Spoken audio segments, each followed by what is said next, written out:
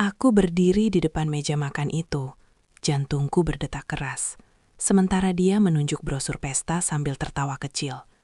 Cuma segitu aja kamu ribut? Dasar pelit. Pantesan dari dulu cuma jadi numpang, katanya sinis. Aku menatap wajah-wajah di depanku. Ada yang tersenyum meremehkan, ada yang pura-pura sibuk dengan ponsel. Cepat transfer sekarang, jangan banyak drama. Suara itu menekan, merendahkan, seolah aku bukan manusia, cuma mesin uang. Aku ingin tertawa, tapi yang keluar justru diam. Diam yang bikin mereka makin berani menginjak. Di detik itu aku sadar, selama ini aku bukan istri, bukan keluarga. Aku cuma alat. Pukul 5.30 pagi, alarm di ponsel Safira Naila bergetar pelan di atas nakas. Bukan bunyi nyaring, hanya getaran halus yang sengaja ia pilih agar tidak membangunkan Rangga Aditya, suaminya, yang masih terlelap di sisi ranjang. Safira membuka mata dengan perlahan, menatap langit-langit kamar yang tinggi dan mewah, lalu menghela napas panjang sebelum meraih ponselnya dan mematikan alarm. Ia duduk di tepi ranjang, menjejakkan kaki ke lantai marmer yang dinginnya langsung merambat ke tulang. Dulu, lantai dingin seperti ini adalah simbol keberhasilan baginya. Kini, dinginnya hanya terasa seperti pengingat bahwa hari baru kembali dimulai dengan rutinitas yang sama. Safira bangkit tanpa suara. Ia mengambil hijab sederhana yang sudah terlipat rapi, lalu masuk ke kamar mandi pribadi yang luas. Lampu menyala, memantulkan bayangan dirinya di cermin besar. Wajahnya terlihat tenang, tapi di balik mata itu ada kelelahan yang tak pernah benar-benar hilang. Ia berwudu, lalu melaksanakan sholat subuh di sudut ruang ganti yang sudah ia siapkan khusus. Seusai salam, tangannya terangkat lama. Doanya selalu sama, bukan minta kaya, bukan minta dihormati, hanya minta kuat. Turun ke lantai bawah, rumah besar itu masih gelap dan senyap. Tak ada suara selain langkah kakinya sendiri. Safira tahu beberapa jam ke depan rumah ini akan ramai, penuh suara, penuh tuntutan. Tapi pagi selalu menjadi miliknya seorang. Ia menyalakan lampu dapur. Dapur modern dengan peralatan mahal itu tampak berkilau. Semua dibeli tunai. Semua dari hasil kerja kerasnya sendiri. Ironisnya, tak satu pun membuatnya merasa benar-benar memiliki tempat ini. Safira mulai memasak. Nasi goreng seafood untuk Rangga, lengkap dengan udang dan cumi segar. Suaminya selalu sensitif soal rasa. Untuk Fiona Arkana, adik iparnya, dan Bu Kirana Widyasari, ibu mertuanya, ia menyiapkan nasi goreng telur sederhana. Bukan karena perhitungan, tapi karena pengalaman mengajarinya bahwa makanan itu kemungkinan besar akan dibiarkan dingin di meja. Jika ia memasak dan tak dimakan, ia disalahkan. Jika ia tidak memasak, ia lebih disalahkan. Selesai memasak, Safira menutup piring dengan tudung saji, lalu mengambil sapu. Ruang tamu luas itu kembali ia bersihkan. Mengelap guci keramik mahal, merapikan sofa empuk yang jarang ia duduki. Tangannya bergerak otomatis, seolah tubuhnya sudah hafal tugas ini di luar kepala. Di depan lemari pajangan, langkahnya terhenti. Foto pernikahan itu masih berdiri di sana. Rangga tampak rapi dan percaya diri. Safira tersenyum di sampingnya. Senyum seorang perempuan yang yakin ia menikah karena cinta. Di foto keluarga besar, ia berdiri agak di pinggir. Senyumnya masih ada, tapi matanya tidak. Dulu Safira pikir ini hanya soal penyesuaian. Semua keluarga butuh waktu. Ia tidak menyangka bahwa waktu justru mengikis posisinya, bukan menguatkannya. Pukul 6 lewat sedikit, langkah kaki terdengar dari tangga. Rangga turun dengan kemeja mahal yang sudah disetrika rapi semalam. "Safira, kopiku?" tanyanya tanpa menoleh. "Sudah di meja, Mas," jawab Safira lembut. Rangga duduk, menyeruput kopi, lalu berkata singkat. "Nasi gorengnya nanti jangan kebanyakan minyak." Safira hanya mengangguk. Tak lama kemudian, Fiona muncul dari kamarnya. Rambutnya masih acak-acakan, ponsel di tangan, wajah cemberut. "Nasi goreng lagi," keluhnya. "Aku bosan, nanti aku pesan makanan luar aja." "Silahkan," jawab Safira singkat. "Pakai akun kakak." "Saldo aku habis," sahut Fiona enteng. Safira kembali mengangguk. Ia sudah terlalu terbiasa untuk merasa heran. Beberapa menit kemudian, Bu Kirana keluar dari kamar. Wajahnya segar, pakaiannya rapi, langkahnya mantap. Ia duduk di meja makan, menatap piringnya sekilas. "Kamu masaknya kurang niat," komentarnya datar. "Minyaknya kelihatan banyak." Safira diam. Ia tahu Apapun jawabannya tak akan mengubah apapun. Ia hendak kembali ke dapur ketika suara Fiona terdengar lagi, kali ini dengan nada berbeda, lebih ceria, lebih bersemangat. "Oh iya," kata Fiona sambil membuka tasnya. "Aku hampir lupa." Ia mengeluarkan sebuah brosur tebal berlapis kertas mengilap, lalu meletakkannya di tengah meja makan. Safira menoleh tanpa curiga. Belum tahu pagi itu bukan sekadar pagi biasa. Dan sesuatu pelan-pelan mulai bergerak ke arah yang tak pernah ia bayangkan sebelumnya. Brosur itu tergeletak di tengah meja makan seperti benda asing. Kertasnya tebal, mengkilap, dengan foto-foto ruangan mewah yang terlalu kontras dengan suasana pagi yang masih dingin. Safira Naila mengambilnya perlahan, membuka halaman pertama tanpa ekspresi. Ballroom luas, lampu kristal menggantung rendah, dekorasi bunga penuh warna. Di sudut halaman tertulis nama hotel berbintang 5 yang cukup ia kenal. Bukan karena pernah datang sebagai tamu, tapi karena dulu ia pernah menolak tawaran kerjasama dari manajemennya. Terlalu mahal, pikirnya waktu itu. "Aku mau ini," kata Fiona Arkana santai, seolah hanya meminta dibelikan sepatu baru. "Untuk ulang tahunku minggu depan." Safira membalik halaman demi halaman. Paket lengkap, dekorasi, live music, foto booth, catering ratusan tamu. Matanya berhenti di bagian paling bawah. Harga. Safira menutup brosur itu perlahan. Dadanya terasa sedikit menekan. Bukan karena kaget, tapi karena lelah menghitung. Ia sudah terbiasa menghitung, bahkan sebelum orang lain sempat meminta. "Fiona," ucapnya hati-hati. "Ini mahal." Fiona mengangkat bahu. "Namanya juga pesta. Teman-temanku semua begitu. Masa aku cuma potong tumpeng di rumah?" Safira menoleh ke Bukirana Widyasari. Wanita itu kini tampak lebih tertarik, mencondongkan tubuhnya ke meja, matanya berbinar melihat foto-foto mewah. "Berapa totalnya?" jawab Fiona cepat. "Itu sudah paket paling biasa di sana." Safira menarik napas pelan. Angka itu langsung bertabrakan dengan daftar pengeluaran di kepalanya. Gaji karyawan gudang yang harus dibayar minggu ini. Servis mobil Rangga yang belum lama selesai.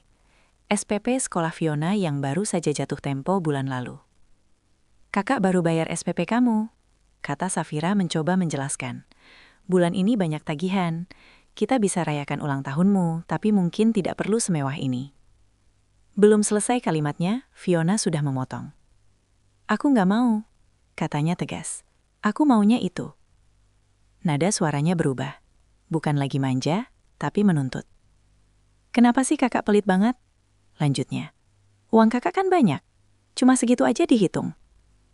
Safira terdiam sejenak. Kata pelit itu terasa seperti duri kecil yang menusuk. Tidak mematikan, tapi perih, karena terlalu sering. "Ini bukan soal pelit," jawab Safira, masih tenang. "Ini soal prioritas." "Sudah," potong Bukirana. Suaranya dingin, namun tegas. "Jangan hitung-hitungan sama keluarga sendiri." Safira menoleh. Tatapan mertuanya tajam, penuh penilaian. "Uangmu juga bisa banyak karena doa kami," lanjut Bukirana. "Kamu bisa tinggal di rumah ini juga karena anak saya. Jangan mentang-mentang kamu yang pegang uang, lalu merasa paling berkuasa." Kata-kata itu jatuh satu persatu, rapi, tapi berat. Safira menunduk sedikit, menahan sesuatu yang ingin keluar dari dadanya. Di sisi lain meja, Rangga Aditya masih duduk diam. Ponselnya di tangan, jempolnya bergerak pelan di layar. Ia tidak menyelah, tidak juga berpihak. Seolah percakapan ini hanya gangguan kecil sebelum ia berangkat. Fiona berdiri. Ia menatap Safira dari atas ke bawah. Senyum tipis muncul di sudut bibirnya. "Pokoknya aku nggak mau tahu," katanya ringan. "Bayarkan sekarang aja." Safira mengangkat wajahnya. Untuk sesaat ia tidak menjawab. Ia menatap adik iparnya, lalu ibunya, lalu suaminya yang masih memilih diam. Pagi ini seharusnya berjalan seperti biasa. Masak, bersih-bersih, mengangguk, mengalah. Namun ada sesuatu yang mulai terasa berbeda. Bukan kemarahan, bukan keberanian, melainkan kelelahan yang sudah terlalu lama dikubur. Safira meletakkan kembali brosur itu di atas meja. Tangannya tenang. Tapi di dalam dadanya, sesuatu mulai bergeser. Pelan, namun pasti. Keheningan setelah kalimat Fiona terasa ganjil. Bukan sunyi yang damai, melainkan sunyi yang menekan. Seperti udara di ruangan tertutup terlalu lama. Safira Naila masih berdiri di tempatnya. Sementara brosur pesta itu tergeletak di meja, seolah menunggu keputusan yang belum datang. Rangga Aditya akhirnya mengangkat kepala dari ponselnya. Ia melirik sekilas ke arah meja makan, lalu menyesap kopinya lagi. Tidak ada ekspresi kaget, tidak ada tanda ingin ikut campur. Seolah pembicaraan barusan hanyalah percakapan biasa yang tak perlu ditanggapi serius. "Mas," panggil Safira pelan, mencoba menjaga suaranya tetap rata. "Kita bicarakan baik-baik ya." Rangga menghela napas pendek. "Bicarakan apa?" tanyanya datar. "Kan cuma pesta ulang tahun." Safira menatap suaminya. Kalimat itu terdengar ringan, terlalu ringan untuk sesuatu yang dampaknya tidak kecil. Ia berharap ada satu kalimat pembelaan, satu saja, tapi yang datang justru sikap acuh. "Kita sedang banyak pengeluaran," lanjut Safira. "Aku harus atur semuanya." Rangga mengangkat bahu. "Ya sudah, atur saja, tapi jangan bikin ribut pagi-pagi, aku mau berangkat." Kalimat itu membuat Safira tercekat. Bukan karena kasar, tapi karena dingin. Seolah ia sedang bicara dengan orang asing yang tidak ingin repot. Bu Kirana mendengus kecil. "Kamu ini terlalu banyak mikir," katanya. "Uang datang dan pergi. Jangan pelit sama adik iparmu sendiri." Safira menarik napas perlahan. Ia memandang wajah-wajah di depannya. Fiona dengan sikap percaya diri yang tak tergoyahkan. Bu Kirana dengan keyakinan penuh bahwa ia selalu benar. Rangga dengan jarak emosional yang kian terasa. "Kalau bukan sekarang," ujar Fiona sambil menyilangkan tangan, "nanti keburu penuh tempatnya." Safira tidak langsung menjawab. Ia menunduk sebentar, bukan untuk menyerah, tapi untuk merapikan pikirannya. Selama ini, setiap keputusan selalu ia ambil sendiri. Setiap beban juga ia pikul sendiri. Tapi pagi ini, ia merasa lelah harus menjelaskan hal yang sama berulang kali.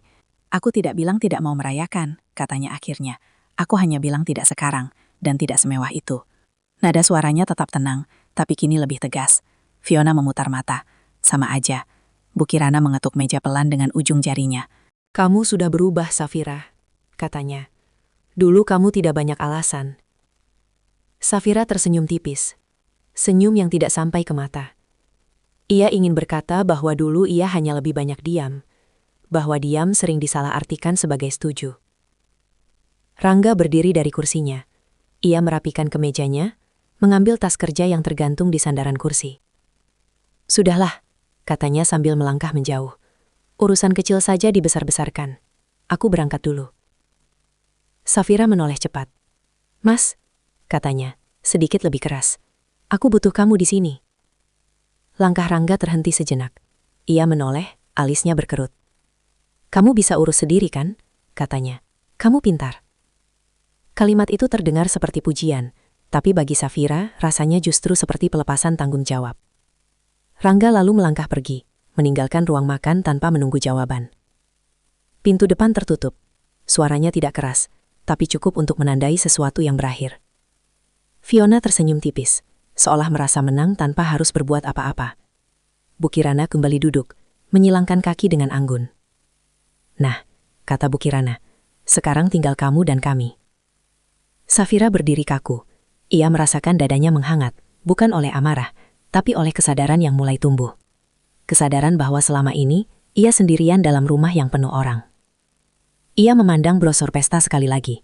Benda sederhana itu kini terasa jauh lebih berat dari kertas tebalnya, bukan karena harganya, tapi karena apa yang ia wakili. Pagi itu belum berakhir.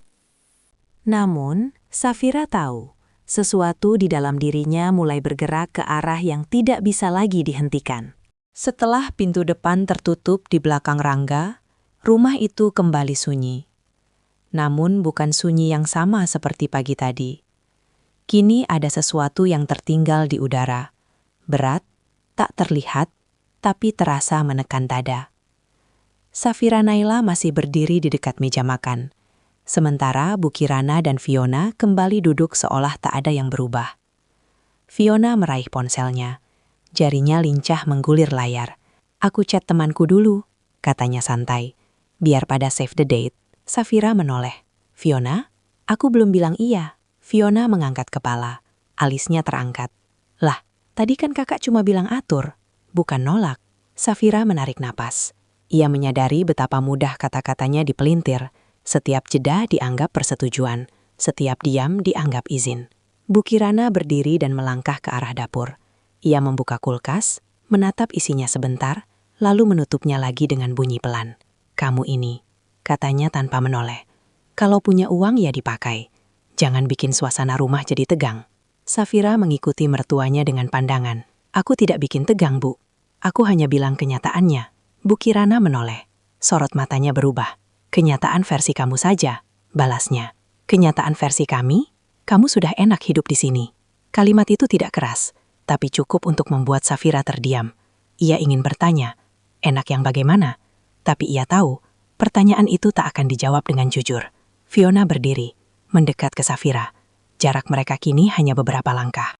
Kak, katanya dengan nada lebih rendah, seolah sedang memberi nasihat. Aku ini cuma minta sekali, jangan pelit. Safira menatap adik iparnya. Wajah muda itu tampak yakin, terlalu yakin bahwa permintaannya wajar. Tidak ada rasa sungkan, tidak ada ragu. Aku bukan pelit, jawab Safira pelan. Aku hanya tidak mau ceroboh. Fiona mendengus. Sama aja. Safira memalingkan wajah. Ia berjalan ke ruang tamu, mengambil kain lap, lalu mengelap meja kaca yang sebenarnya sudah bersih. Tangannya bergerak otomatis, seperti kebiasaan lama yang sulit dihentikan. Bu Kirana mengikutinya. Kamu tahu, Safira, katanya, kini dengan nada lebih halus tapi menusuk. Kalau bukan karena Rangga, kamu tidak akan ada di posisi sekarang. Safira berhenti mengelap. Ia berdiri membelakangi mertuanya. Kalimat itu bukan hal baru. Ia sudah mendengarnya berkali-kali, dalam berbagai versi. Rangga yang membawa kamu ke keluarga ini, lanjut Bu Kirana. Kamu harus tahu diri. Safira menoleh perlahan. Tatapannya tenang, tapi ada sesuatu yang mengeras di dalamnya. Saya tahu diri, Bu, katanya. Makanya saya berusaha bertanggung jawab. Bu Kirana tersenyum tipis, senyum yang lebih mirip ejekan. Kalau begitu, tanggung jawabmu yang memenuhi kebutuhan keluarga. Safira tidak menjawab. Ia melangkah menjauh, naik ke tangga menuju lantai atas. Langkahnya terasa lebih berat dari biasanya. Setiap anak tangga seolah menekan telapak kakinya lebih dalam. Di kamar, ia menutup pintu pelan. Suara dari luar teredam, tapi tidak sepenuhnya hilang. Ia duduk di tepi ranjang, menatap koper kecil di sudut kamar. Koper yang jarang ia pakai. Tapi entah kenapa hari ini matanya terus kembali ke sana. Safira meraih ponselnya. Puluhan notifikasi masuk. Pesan dari supplier, laporan karyawan, pengingat pembayaran. Semua tanggung jawab itu ada di tangannya. Tidak satu pun dari orang-orang di bawah sana yang benar-benar memikirkan dari mana semua itu datang. Ia meletakkan ponsel kembali. Menghela napas panjang. Di luar kamar terdengar tawa kecil Fiona. Tawa ringan, bebas, tanpa beban. Tawa orang yang yakin segalanya akan selalu tersedia. Safira memejamkan mata. Rumah ini masih berdiri megah. Namun perlahan, ia terasa semakin sempit. Dan Safira mulai bertanya pada dirinya sendiri. Berapa lama lagi ia sanggup bernapas di dalamnya? Siang berganti sore tanpa ada percakapan berarti. Safira Naila menghabiskan waktunya di kamar, menuntaskan pekerjaan yang sejak pagi tertunda. Laptop terbuka di atas meja rias, lembar demi lembar laporan keuangan berganti di layar. Angka-angka itu rapi, teratur, dan patuh. Tidak seperti hidupnya. Sesekali ia mendengar suara langkah kaki di bawah. Fiona keluar masuk kamar. Bu Kirana menyalakan televisi dengan volume cukup keras.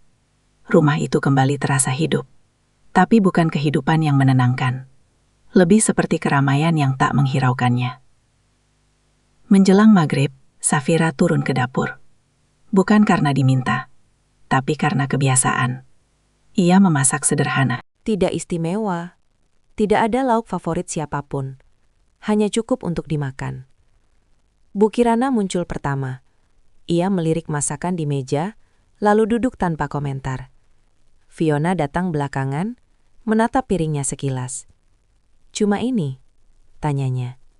"Iya," jawab Safira singkat. Fiona mengangkat bahu. "Nanti aku pesan makanan luar." Safira tidak menanggapi. Ia duduk di ujung meja, makan perlahan. Untuk pertama kalinya, ia tidak menunggu orang lain menyentuh makanan lebih dulu. Rangga pulang saat azan Isya hampir selesai. Wajahnya tampak lelah, tapi bukan lelah bekerja. Lebih seperti lelah menghindari sesuatu. "Kamu masak?" tanyanya singkat. "Iya."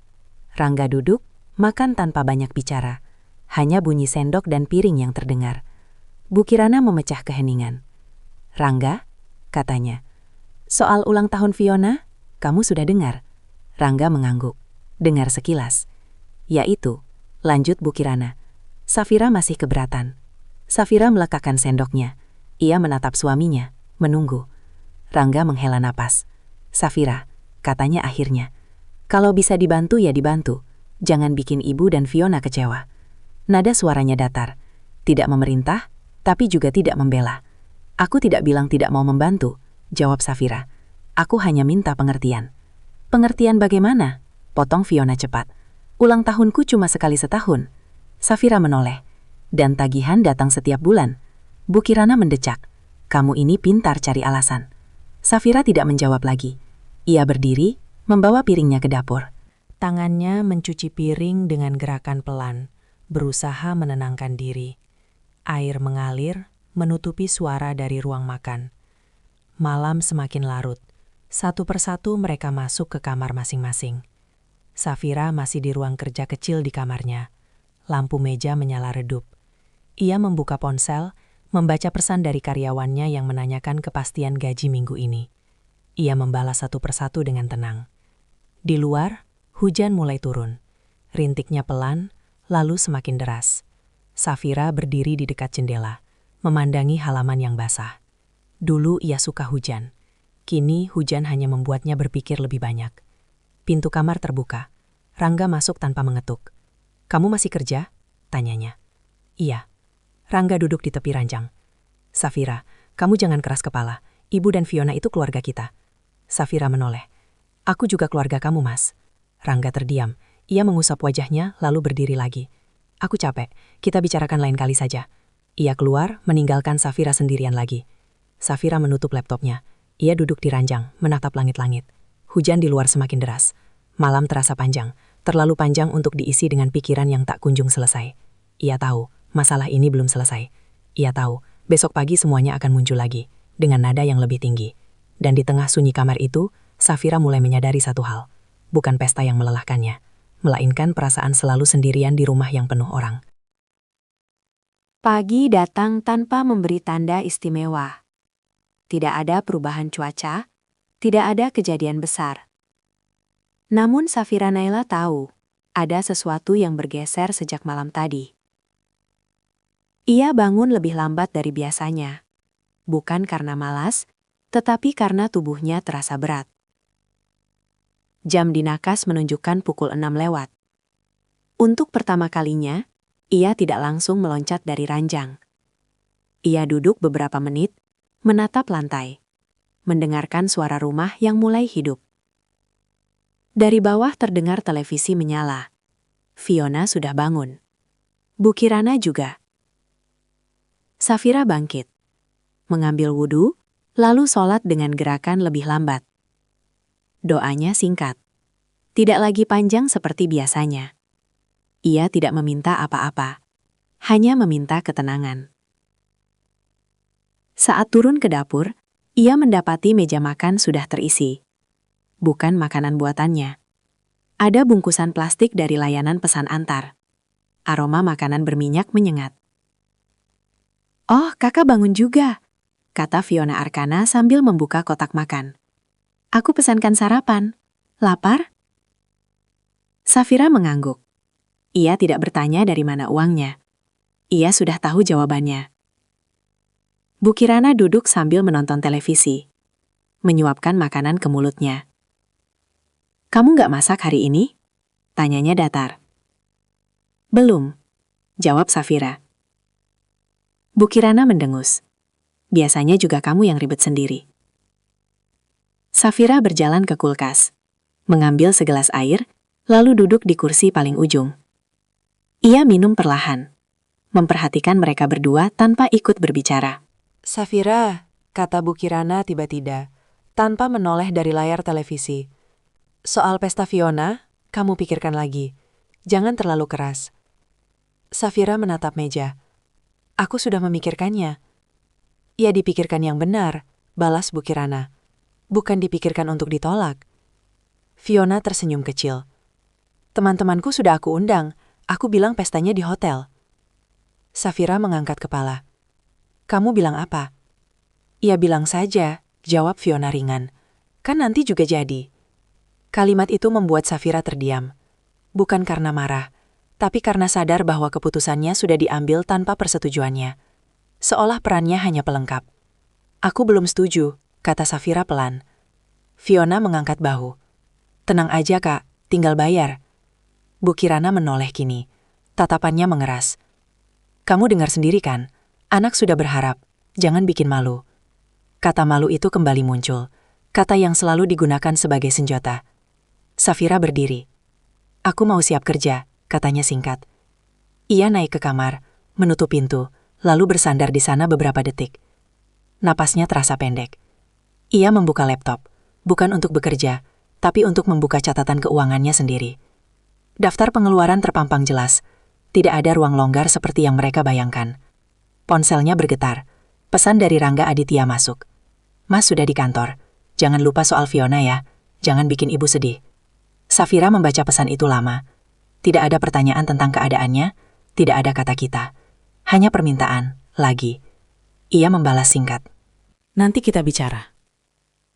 Tak lama kemudian, pesan lain masuk. Dari Fiona. Kak, transfer hari ini ya, biar aku booking tempatnya. Safira menutup ponsel.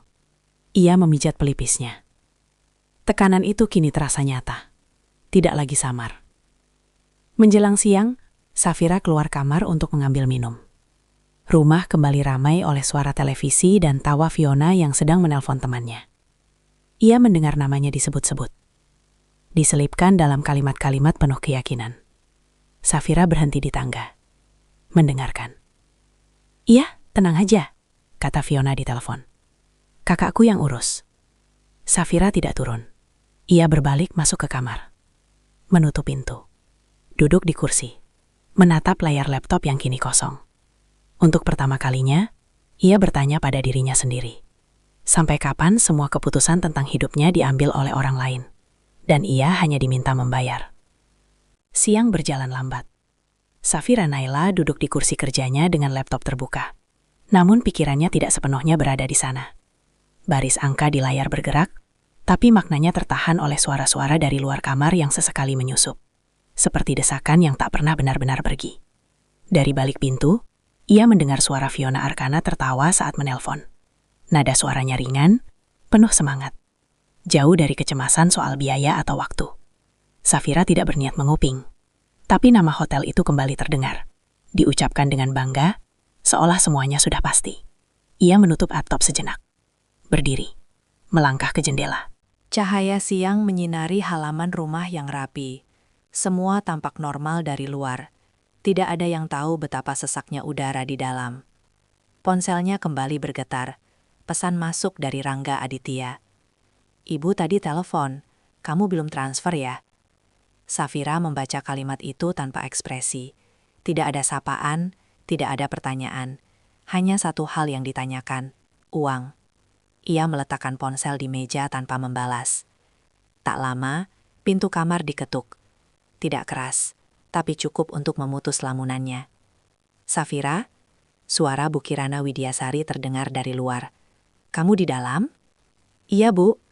Jawab Safira sambil berjalan mendekat dan membuka pintu. Bu Kirana berdiri dengan wajah tenang, tapi sorot matanya penuh perhitungan. Kita bicara sebentar, katanya sambil melangkah masuk tanpa menunggu izin. Safira menutup pintu kembali. Ia berdiri di dekat meja. Sementara mertuanya duduk di kursi tamu kecil di sudut kamar. Kamu jangan bikin suasana jadi begini, kata Bu Kirana membuka perbincangan. Fiona itu anak perempuan, ulang tahun ke-17. Masa kamu tega? Safira menyilangkan tangannya perlahan. Aku tidak tega, Bu. Aku hanya minta waktu dan pengertian. Bu Kirana menggeleng. Pengertian itu diberikan kalau kamu sudah menunaikan kewajibanmu. Safira menatapnya. Kewajiban yang mana? Kewajiban sebagai menantu. Jawab Bu Kirana tanpa ragu. Sebagai bagian dari keluarga ini. Kalimat itu meluncur mulus, seolah telah lama disiapkan. Safira menarik napas. Ia tidak ingin berdebat, tapi diam juga terasa menyesakan. Aku sudah berusaha bertanggung jawab selama ini, katanya pelan. Aku tidak pernah lepas tangan. Bu Kirana menatap sekeliling kamar. Ya karena kamu mampu, katanya. Kalau mampu ya jangan pelit. Safira tersenyum tipis. Senyum yang lebih mirip refleks daripada rasa senang. Mampu bukan berarti tidak ada batas, Bu. Bu Kirana berdiri. Wajahnya kini lebih dingin. Kamu berubah, Safira. Dulu kamu tidak banyak hitung. Safira tidak menjawab. Ia hanya berdiri di tempatnya, membiarkan kalimat itu berlalu tanpa ditahan. Setelah Bu Kirana keluar, Safira kembali duduk. Tangannya gemetar sedikit saat meraih ponsel. Kali ini pesan dari Fiona masuk bertubi-tubi. Kak, aku sudah chat WO-nya. Mereka minta DP hari ini. Jangan lama ya. Safira menutup mata. Ia merasakan tekanan di pelipisnya semakin kuat. Bukan karena marah, tapi karena lelah menghadapi pola yang sama. Semua keputusan dibuat lebih dulu, lalu ia diminta menyelesaikannya. Menjelang sore, rumah kembali ramai. Fiona tertawa di ruang tamu, Bu Kirana menelpon kerabatnya, menyebut-nyebut rencana besar dengan nada bangga. Safira turun sebentar untuk mengambil minum. Tak ada yang menoleh padanya. Ia seperti bayangan yang hanya ada untuk memenuhi kebutuhan. Ia kembali ke kamar, duduk di tepi ranjang, menatap koper kecil yang masih berada di sudut ruangan. Untuk sesaat, pikirannya berhenti di sana. Bukan rencana, bukan keputusan, hanya sebuah bayangan singkat. Safira menggeleng pelan, seolah menepis pikirannya sendiri. Belum sekarang. Namun satu hal menjadi jelas baginya hari itu. Desakan tidak akan berhenti, selama ia terus menjadi satu-satunya yang selalu mengalah. Malam turun perlahan, membawa udara yang lebih dingin dari biasanya. Safira Naila duduk di meja rias kamarnya, menatap pantulan wajahnya di cermin. Tidak ada riasan berlebihan, hanya wajah lelah yang berusaha tampak biasa. Di luar kamar, suara televisi masih menyala. Tawa Fiona sesekali terdengar, diselingi obrolan Bu Kirana yang terdengar puas. Safira meraih ponselnya. Ada beberapa pesan belum ia buka. Ia tahu isinya. Ia memilih menunda, seolah dengan begitu tekanan bisa ikut tertunda. Ia bangkit, membuka jendela sedikit. Angin malam masuk, membawa suara kendaraan dari kejauhan. Dunia di luar sana tetap berjalan, seolah rumah ini tidak sedang menekan satu orang di dalamnya. Ketukan pelan terdengar di pintu. "Masuk," kata Safira tanpa menoleh. Pintu terbuka. Rangga Aditya berdiri di sana, wajahnya terlihat ragu. Ia melangkah masuk dan menutup pintu perlahan. "Kamu belum makan malam?" tanyanya. "Belum lapar," jawab Safira singkat. Rangga duduk di ujung ranjang. Tangannya bertaut, gestur orang yang ingin bicara tapi tidak tahu harus mulai dari mana. "Ibu tadi cerita," katanya akhirnya. "Fiona sudah booking tanggalnya, tinggal DP."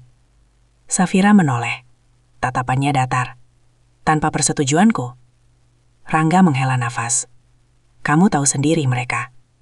Kalimat itu bukan jawaban. Safira menyadarinya, tapi tidak menyela. "Safira," lanjut Rangga, nadanya sedikit melembut. "Aku cuma minta kamu jangan bikin suasana rumah jadi berat." Safira tersenyum kecil, pahit. "Rumah ini berat bukan karena aku, Mas." Rangga terdiam. Ia menunduk, mengusap wajahnya. "Kamu selalu melihatnya dari sudut pandang kamu." "Karena aku yang menanggung semuanya," jawab Safira pelan, tanpa nada tinggi. Rangga mengangkat kepala. "Kita keluarga, jangan dihitung terus." Safira berdiri. Ia melangkah mendekat, menjaga jarak yang cukup aman agar emosinya tidak meluap. Justru karena keluarga, seharusnya ada batas. Rangga bangkit. "Kamu berubah, Safira." Safira menatapnya lama. Atau aku akhirnya sadar. Percakapan itu berhenti di sana. Tidak ada teriakan, tidak ada bentakan. Justru itu yang membuatnya melelahkan. Rangga melangkah keluar tanpa pamit. Pintu tertutup pelan, meninggalkan Safira sendirian dengan pikirannya. Tak lama kemudian, ponsel Safira kembali bergetar. Kali ini ia membukanya. Pesan dari Fiona. "Kak, WO-nya nunggu DP malam ini. Kalau lewat hangus slotnya." Safira menatap layar itu lama. Kata hangus terasa seperti ancaman halus. Ia membalas singkat. "Kakak belum setuju." Beberapa detik kemudian balasan masuk. "Kenapa sih Kak ribet? Kakak kan cuma tinggal transfer." Safira mematikan layar. Ia meletakkan ponsel di meja, lalu duduk di tepi ranjang. Napasnya terasa lebih pendek. Ia menyadari sesuatu malam itu. Mereka tidak menunggu keputusannya. Mereka hanya menunggu uangnya. Dari luar kamar, suara Bu Kirana terdengar memanggil Rangga. Membicarakan tamu, kerabat, daftar undangan. Nama Safira disebut sekilas.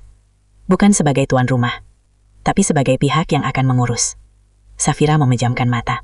Dalam gelap, pikirannya bergerak cepat. Bukan ke arah kemarahan, tapi ke arah perhitungan yang dingin. Ia memikirkan jadwal pembayaran, tanggal jatuh tempo, akses rekening, semua yang selama ini ia atur tanpa pernah diumumkan. Ia membuka laptop, bukan untuk bekerja, tapi untuk memastikan sesuatu. Jari-jarinya bergerak tenang di atas keyboard. Ia hanya mengecek, bukan bertindak. Belum. Jam menunjukkan hampir tengah malam ketika Safira mematikan lampu. Ia berbaring tanpa memejamkan mata. Suara rumah kini mereda. Semua orang tidur dengan keyakinan masing-masing. Safira menatap langit-langit. Malam ini tidak terjadi apa-apa. Tidak ada ledakan. Tidak ada keputusan besar. Namun di dalam dirinya, sebuah garis mulai terbentuk. Garis yang perlahan memisahkan antara bertahan dan melangkah pergi. Pagi datang tanpa suara hujan. Matahari muncul pucat di balik awan tipis, seolah ragu untuk benar-benar bersinar. Safira Naila terbangun dengan kepala terasa berat, bukan karena kurang tidur, melainkan karena pikirannya tidak pernah benar-benar berhenti semalam. Ia duduk di tepi ranjang beberapa saat, menenangkan napas, lalu bangkit seperti biasa. Tidak ada yang berubah dalam rutinitasnya, tapi perasaannya tidak lagi sama. Ia turun ke dapur dan mendapati rumah sudah lebih ramai dari biasanya. Fiona duduk di meja makan, mengenakan pakaian rapi, rambutnya ditata sempurna. Di sampingnya, Bu Kirana tampak sibuk mencatat sesuatu di buku kecil. "Oh, Kak Safira," sapa Fiona ceria. "Aku mau ke sekolah sebentar, nanti siang ada janji sama vendor dekor." Safira berhenti melangkah. "Vendor?" "Iya," jawab Fiona enteng. "Buat pestaku." Safira menatap Bu Kirana. "Bu, ini sudah sejauh itu." Bu Kirana tidak mengangkat kepala. "Semua harus dipersiapkan dari jauh hari. Kamu tahu sendiri, acara besar tidak bisa mendadak." Safira menarik napas. "Tapi aku belum memberi keputusan." Bu Kirana akhirnya menoleh. Tatapannya datar, hampir bosan. "Safira, keputusan itu seharusnya sudah ada dari kemarin." Safira tidak menjawab. Ia membuka kulkas, mengambil air, lalu duduk di kursi paling ujung. Pagi ini ia tidak memasak. Tidak ada yang bertanya. Seolah perannya sudah dialihkan menjadi penyedia dana saja. Tak lama kemudian, Rangga Aditya turun dari lantai atas. Ia terlihat tergesa, kemejanya belum sepenuhnya rapi. "Mas," kata Safira, "kita perlu bicara." Rangga berhenti sebentar. "Nanti saja ya, aku sudah telat." "Ini penting." Rangga menoleh. Raut wajahnya menunjukkan ketidaksabaran. "Aku tahu soal pesta itu, tapi tolong jangan bikin suasana makin ribut." Safira menatapnya lurus. "Suasana ribut karena aku menahan uang, atau karena semua orang menganggap uang itu pasti ada?" Rangga tidak menjawab. Ia mengambil tasnya dan melangkah pergi. Pintu tertutup, lagi-lagi tanpa kepastian. Fiona berdiri. "Aku berangkat dulu ya, Kak. Jangan lupa DP-nya." Safira memandang punggung adik iparnya yang berjalan ringan keluar rumah. Tidak ada rasa bersalah di langkah itu. Hanya keyakinan bahwa semua akan dibereskan oleh orang lain. Rumah kembali sepi. Safira berdiri sendirian di ruang makan yang luas. Ia melihat meja yang bersih, kursi-kursi mahal, lampu gantung yang berkilau. Semua ini tampak seperti miliknya, tapi ia tahu betul tidak satu pun benar-benar memberinya tempat. Ia naik ke kamar, duduk di depan laptop, Kali ini bukan laporan bisnis yang ia buka, melainkan folder pribadi berisi dokumen-dokumen penting. Ia tidak melakukan apa-apa selain memastikan semuanya lengkap. Nama, rekening, akses. Semua masih di tangannya. Ponselnya bergetar. Pesan dari Rangga.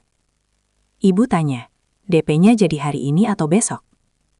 Safira menatap layar lama. Ia membalas pelan. Aku belum setuju. Balasan datang cepat.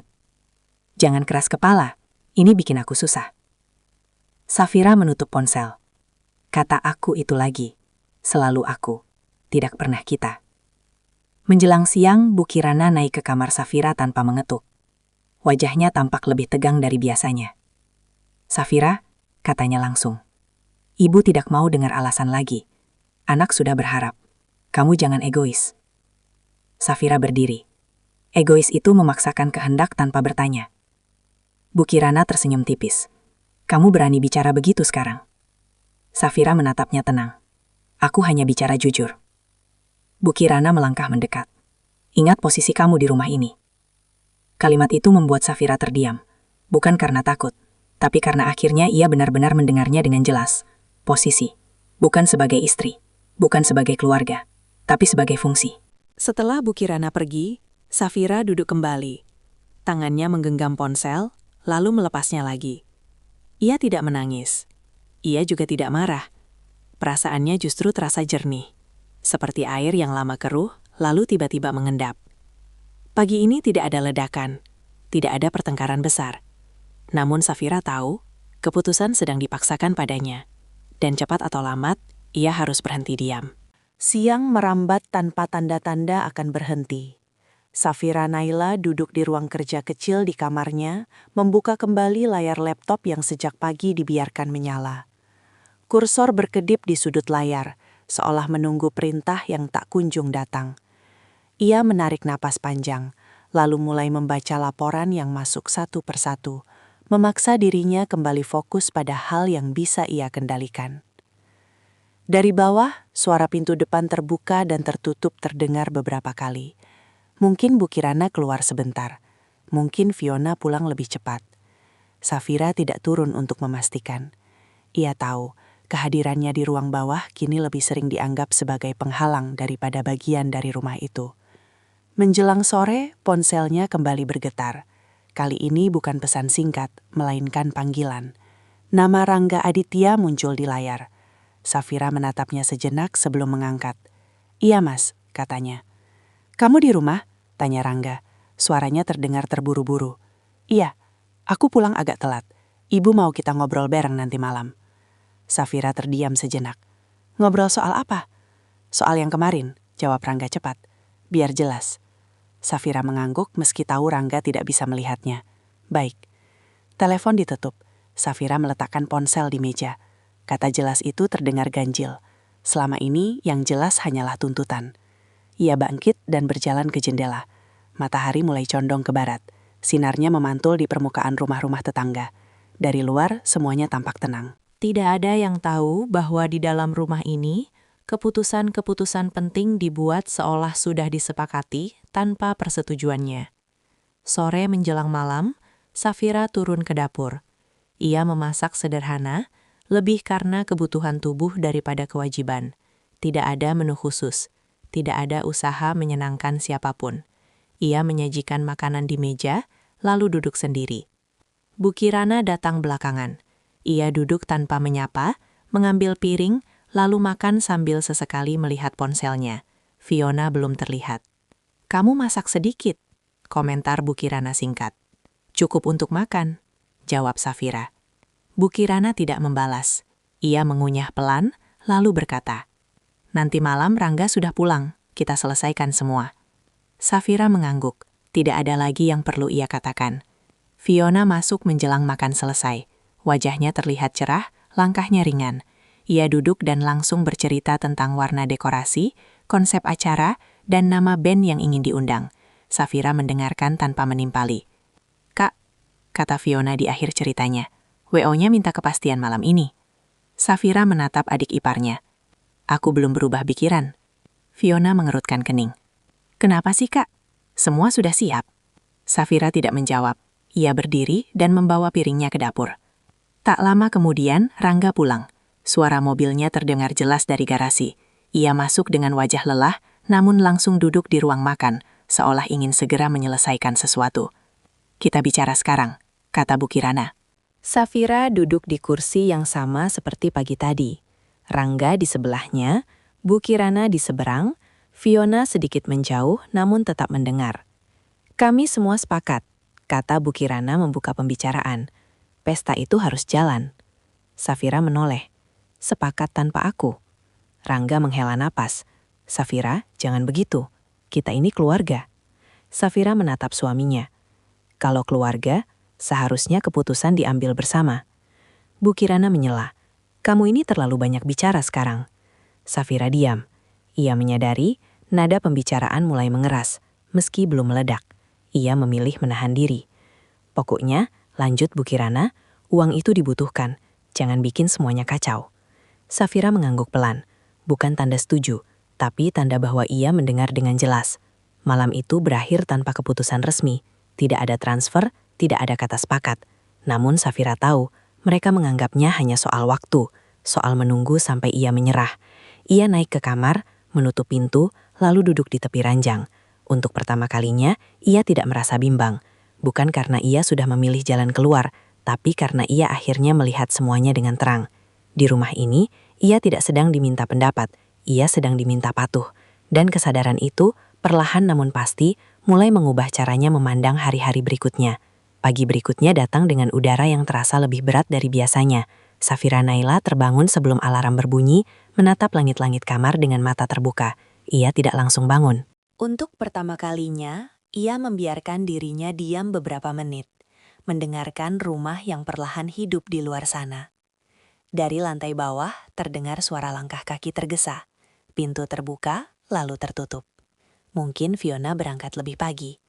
Mungkin Bu Kirana sudah mulai beraktivitas. Safira tidak lagi merasa perlu memastikan. Ia bangkit, bersiap seadanya, lalu turun ke dapur. Tidak ada sarapan buatannya di meja. Yang ada hanyalah sisa bungkus makanan semalam dan beberapa gelas kosong. Safira membersihkannya tanpa emosi.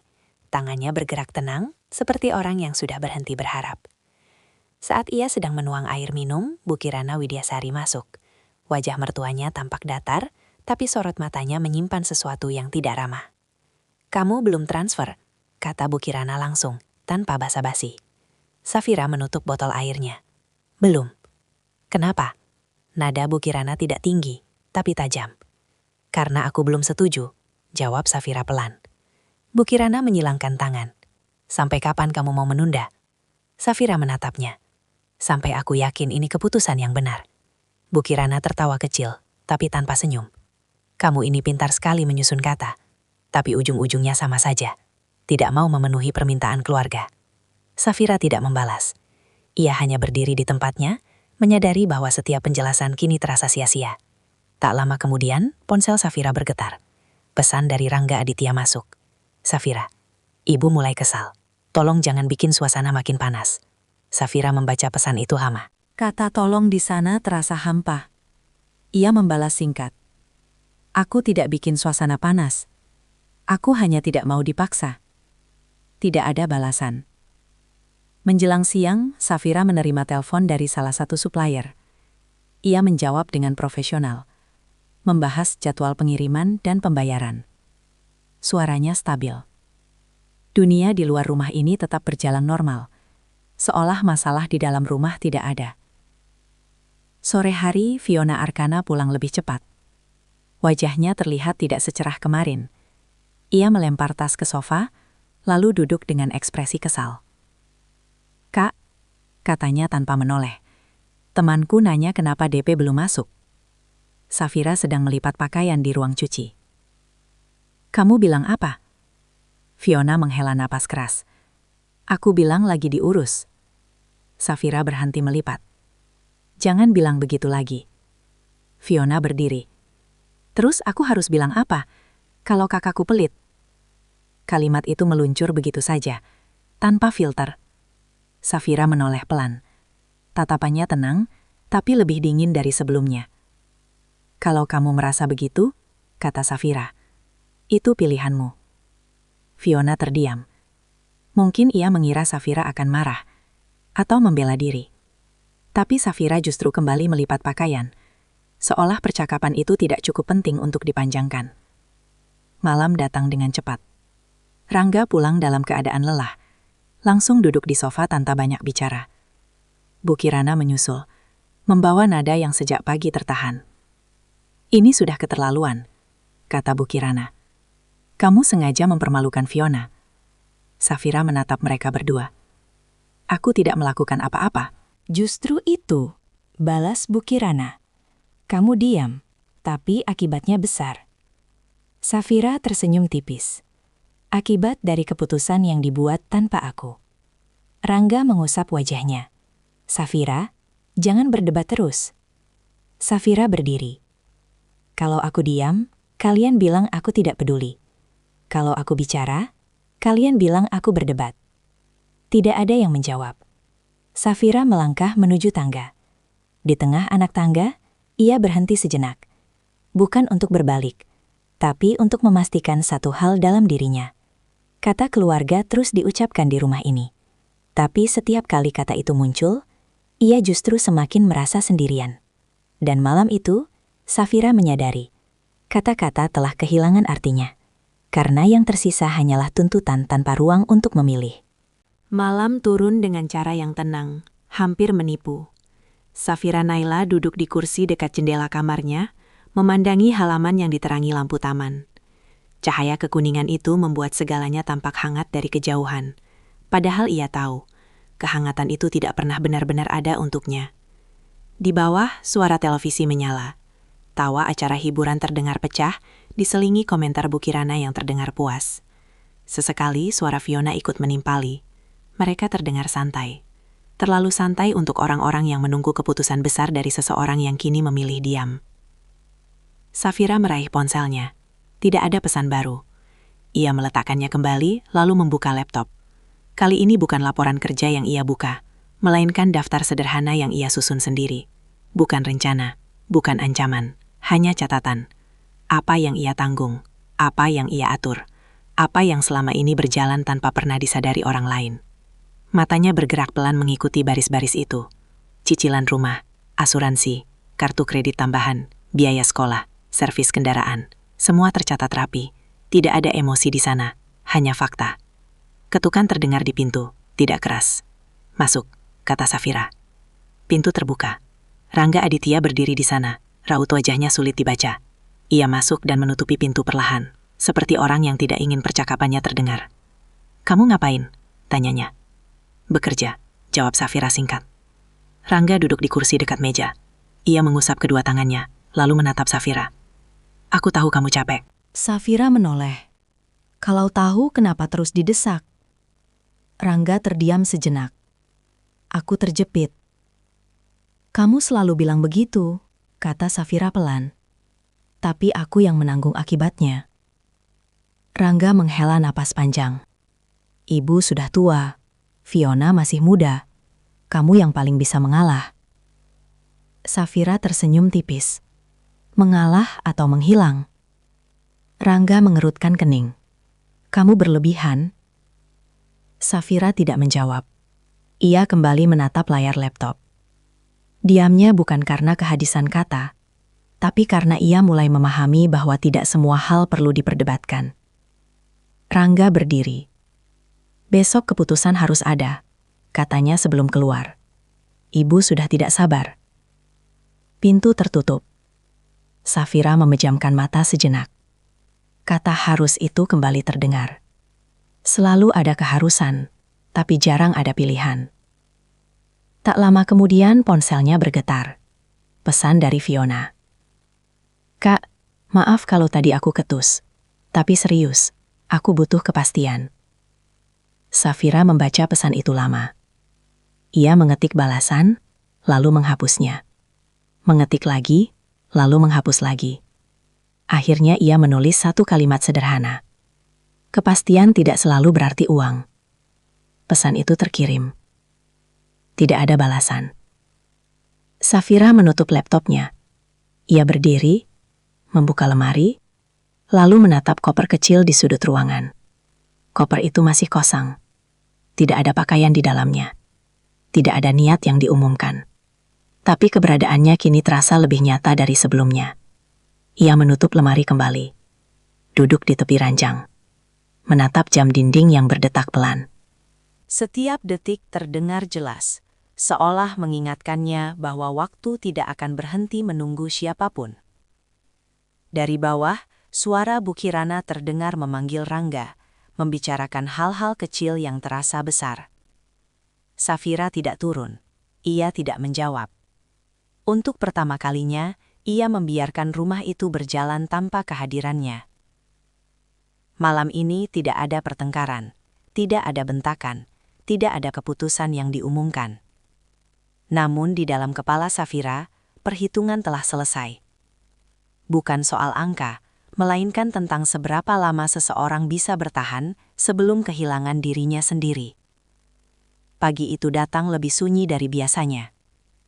Safira Naila bangun dengan perasaan yang aneh, bukan gelisah, bukan juga tenang. Seperti berdiri di ambang pintu terlalu lama, menunggu sesuatu yang tak kunjung diputuskan. Ia menatap jam di nakas, masih pagi, rumah belum sepenuhnya hidup. Ia turun ke dapur tanpa tergesa, tidak memasak, tidak juga merasa bersalah karenanya.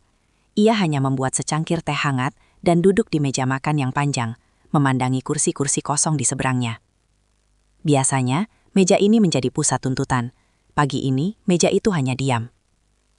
Suara langkah kaki terdengar dari tangga. Bu Kirana Widyasari muncul, mengenakan pakaian rapi seolah hendak pergi. Ia melirik Safira sekilas, lalu mengambil tasnya. "Kamu tidak masak?" tanyanya singkat. "Tidak," jawab Safira. Bu Kirana mendengus pelan. "Kamu benar-benar berubah." Safira menyesap tehnya. "Mungkin." Tidak ada percakapan lanjutan. Bu Kirana melangkah keluar rumah tanpa menoleh lagi. Pintu tertutup. Sunyi kembali mengisi ruang. Tak lama kemudian, Fiona Arkana turun. Wajahnya terlihat kusam, tidak seceria hari-hari sebelumnya. Ia membuka kulkas, menutupnya lagi, lalu duduk berhadapan dengan Safira. "Kak," katanya pelan, berbeda dari biasanya. "Teman-temanku sudah nanya lagi." Safira menatapnya. "Kamu jawab apa?" "Belum aku jawab," ujar Fiona. "Aku capek ditanya." Safira mengangguk. "Aku juga capek." Fiona menunduk. Untuk sesaat ada jeda yang jujur di antara mereka. Tidak ada nada tinggi, tidak ada tuntutan. "Aku cuma mau pestaku jalan," kata Fiona akhirnya, hampir seperti pembelaan. "Biar kelihatan normal." Safira menghela napas pelan. "Normal versi siapa?" Fiona tidak menjawab. Ia berdiri, mengambil ponselnya, lalu berjalan kembali ke kamarnya. Tidak ada pintu yang dibanting. Tidak ada drama. Justru itu yang membuat Safira sadar, retakan ini tidak lagi bisa ditutup dengan diam. Menjelang siang, Rangga Aditya menelepon. Safira mengangkatnya tanpa banyak pikir. "Kamu di rumah?" tanya Rangga. "Iya." "Kita ketemu malam ini ya?" "Di rumah. Aku mau semuanya selesai." Safira menatap dinding di depannya. "Selesai yang bagaimana?" "Selesai dibicarakan," jawab Rangga cepat. "Biar tidak berlarut." Safira mengiyakan. Telepon ditutup. Siang itu, Safira bekerja seperti biasa. Ia menyelesaikan rapat daring, membalas email, menandatangani dokumen digital. Di layar, namanya tercantum sebagai penanggung jawab utama. Di dunia luar, ia dihormati. Di rumah ini, ia diminta patuh. Sore hari, ia naik ke kamar dan membuka lemari. Tangannya berhenti pada koper kecil di sudut ruangan. Ia menariknya keluar, meletakkannya di atas karpet. Koper itu masih kosong. Ia tidak memasukkan apapun. Ia hanya membukanya, memastikan roda dan resletingnya berfungsi. Bukan persiapan pergi. Belum. Hanya memastikan pilihan itu ada. Malam tiba. Rangga pulang lebih awal dari biasanya. Bu Kirana dan Fiona sudah menunggu di ruang makan. Safira turun, duduk di kursi yang sama. Posisi mereka membentuk setengah lingkaran, seolah tanpa sadar menciptakan jarak. Kita bicara baik-baik, kata Rangga membuka pembicaraan. Safira mengangguk. Aku siap. Bu Kirana menatap Safira dengan tajam. Ibu mau dengar keputusanmu. Safira menatap mereka satu persatu. Tidak ada amarah di wajahnya, tidak juga ketakutan. Aku belum memberi keputusan, katanya pelan. Dan aku tidak akan memberi keputusan di bawah tekanan. Fiona menghela napas. Rangga mengusap wajahnya. Bu Kirana mengatupkan bibirnya rapat. Kalau begitu, kata Bu Kirana dingin, kamu siap dengan akibatnya. Safira mengangguk pelan. Aku selalu siap dengan akibat dari keputusanku sendiri. Percakapan berhenti di sana. Tidak ada teriakan, tidak ada kata-kata kasar. Namun udara di ruangan itu berubah. Seperti kaca yang retak. Masih utuh, tapi tidak akan pernah sama. Malam itu, Safira kembali ke kamarnya. Ia menutup pintu, duduk di tepi ranjang, dan menatap koper yang masih terbuka. Ia tidak mengisinya. Ia juga tidak menutupnya. Karena di dalam dirinya, retakan itu sudah cukup lebar untuk membuatnya tahu. Tidak semua yang pecah perlu ditambal kembali. Pagi itu terasa lebih teratur dari biasanya. Safira Naila bangun dengan kepala yang jernih. Seolah keputusan semalam, meski belum diucapkan, telah merapikan sesuatu di dalam dirinya. Ia turun ke dapur, membuat kopi untuk dirinya sendiri, lalu duduk tanpa tergesa. Tidak ada rasa bersalah, tidak juga rasa menang. Di luar, suara kendaraan lewat seperti biasa. Rumah ini masih berdiri megah, tapi Safira merasakan jarak yang semakin jelas antara dirinya dan semua yang ada di dalamnya. Bu Kirana Widyasari keluar dari kamar dengan langkah cepat. Wajahnya tegang, bukan marah, lebih seperti orang yang sedang menahan kekesalan. Ia mengambil tas dan kunci mobil. Kamu tidak ikut? Tanyanya singkat. Tidak, jawab Safira. Bu Kirana berhenti sejenak, lalu melanjutkan langkahnya. Terserah. Pintu tertutup. Sunyi kembali mengisi ruang. Tak lama, Fiona Arkana muncul di ambang dapur. Ia berdiri tanpa duduk, ragu-ragu. Kak, katanya pelan, aku ke sekolah dulu. Safira mengangguk. Hati-hati. Fiona menatap Safira seolah ingin mengatakan sesuatu, lalu mengurungkan niatnya. Ia pergi tanpa banyak kata. Tidak ada tuntutan, tidak ada drama. Hanya keheningan yang menyisakan pertanyaan. Menjelang siang, ponsel Safira bergetar. Panggilan dari Rangga Aditya. Kamu sempat ke bank hari ini? Tanya Rangga tanpa basa-basi. Tidak, jawab Safira. Kenapa? Karena tidak ada yang perlu aku urus, jawab Safira tenang. Di seberang sana Rangga terdiam. Safira, kamu jangan main-main. Aku tidak main-main, balas Safira. Aku hanya tidak melakukan apa yang tidak aku setujui. Rangga berubah. Ibu mulai tanya-tanya. Vendor juga. Safira menarik napas pelan. Biarkan mereka bertanya. Telepon terputus tanpa salam. Siang itu, Safira bekerja lebih lama dari biasanya. Ia menyelesaikan beberapa kontrak tertunda, menyiapkan jadwal pembayaran untuk urusan bisnisnya sendiri. Ia tidak mengubah apapun. Ia hanya memastikan semuanya berjalan sesuai perannya. Peran yang selama ini tidak pernah dipertanyakan. Sore hari, Bu Kirana pulang dengan wajah semakin tegang. Ia tidak menyapa Safira, langsung masuk ke kamarnya. Dari balik pintu, terdengar suara menelepon. Nada rendah, tapi cepat, penuh keluhan. Safira tidak perlu mendengar isinya untuk tahu arah pembicaraan. Malam datang tanpa undangan makan bersama. Masing-masing makan sendiri-sendiri. Rangga pulang terlambat, wajahnya lelah, dasinya longgar. Kita harus bicara, katanya saat melihat Safira di ruang tamu. Safira menoleh. Kita sudah bicara. Belum selesai, balas Rangga. Safira berdiri. Yang belum selesai itu ekspektasi kalian, bukan keputusanku. Rangga menatap Safira lama. Kamu siap kalau semuanya berubah? Safira mengangguk. Perubahan sudah terjadi. Kita hanya terlambat mengakuinya. Rangga tidak menjawab. Ia naik ke lantai atas tanpa menoleh. Malam itu, Safira kembali ke kamar. Ia membuka lemari, mengambil beberapa map berisi dokumen, lalu menaruhnya rapi di tas kerja. Bukan koper, bukan barang pribadi. Hanya hal-hal penting yang seharusnya selalu berada di dekatnya. Ia duduk di tepi ranjang, menatap jendela yang memantulkan cahaya lampu taman. Di bawah sana, rumah ini masih terlihat utuh. Namun, ia tahu, fondasinya telah bergeser. Tidak ada ledakan hari ini. Tidak ada pengusiran. Tidak ada kata perpisahan. Namun, Safira memahami satu hal dengan jelas. Ketika seseorang berhenti menuruti, konsekuensi akan datang. Bukan sebagai hukuman, melainkan sebagai penyesuaian yang tak terelakkan. Dan ia siap menunggu apapun yang menyusul setelahnya. Pagi itu tidak dimulai dengan suara keras atau ketegangan yang nyata. Safira Naila bangun seperti biasa, membuka jendela dan membiarkan udara masuk ke kamarnya. Cahaya matahari jatuh lembut di lantai. Tidak ada pesan masuk, tidak ada panggilan. Untuk pertama kalinya setelah berhari-hari, rumah itu terasa kosong.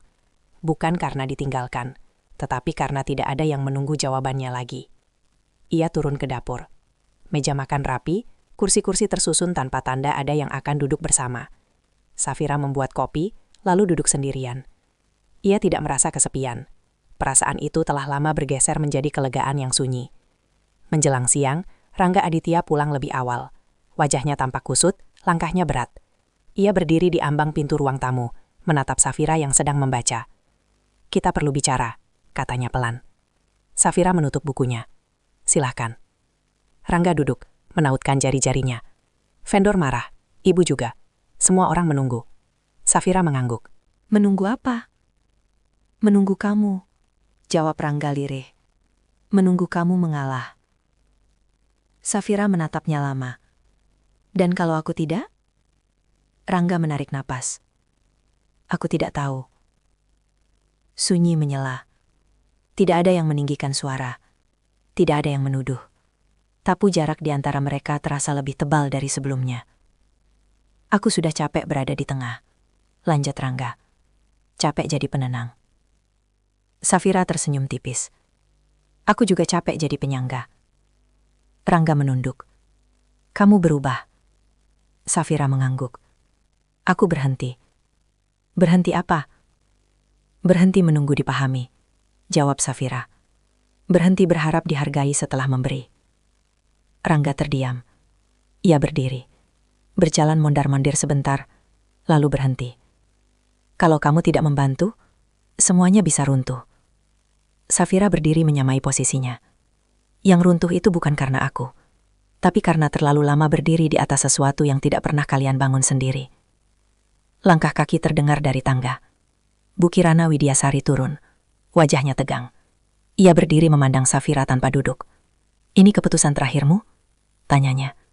Safira menatap mertuanya dengan tenang. "Keputusan terakhirku adalah tidak dipaksa." Bu Kirana menghela napas panjang. "Kalau begitu, jangan salahkan kami." Safira mengangguk pelan. "Aku tidak menyalahkan siapapun. Fiona tidak turun hari itu. Tidak ada teriakan. Tidak ada air mata. Hanya keputusan yang akhirnya diucapkan tanpa kata-kata tambahan." Safira naik ke kamarnya. Ia membuka koper kecil yang sejak beberapa hari lalu menunggu. Kali ini ia memasukkan pakaian seperlunya, laptop, dan map dokumen. Tidak banyak, tidak berat. Ia menutup koper, lalu berdiri sejenak memandang ruangan itu. Ruangan yang selama ini menjadi tempatnya bertahan. Ia turun membawa koper. Rangga berdiri di ruang tamu, Bu Kirana duduk kaku. Tidak ada yang menahannya. Tidak ada yang memintanya pergi. Itulah yang membuatnya yakin. Di depan pintu, Safira berhenti. Ia menoleh sekali. "Aku tidak pergi untuk menghukum. Aku pergi untuk menjaga diriku sendiri." Tidak ada jawaban. Pintu tertutup pelan. Safira melangkah keluar. Udara siang menyambutnya. Ia berjalan menjauh. Koper berderak mengikuti langkahnya. Tidak ada sorak kemenangan. Tidak ada penyesalan yang diumumkan. Yang ada hanyalah satu hal yang akhirnya ia pilih. Dirinya sendiri. Dan untuk pertama kalinya, diam bukan lagi bentuk menyerah, melainkan keputusan yang utuh.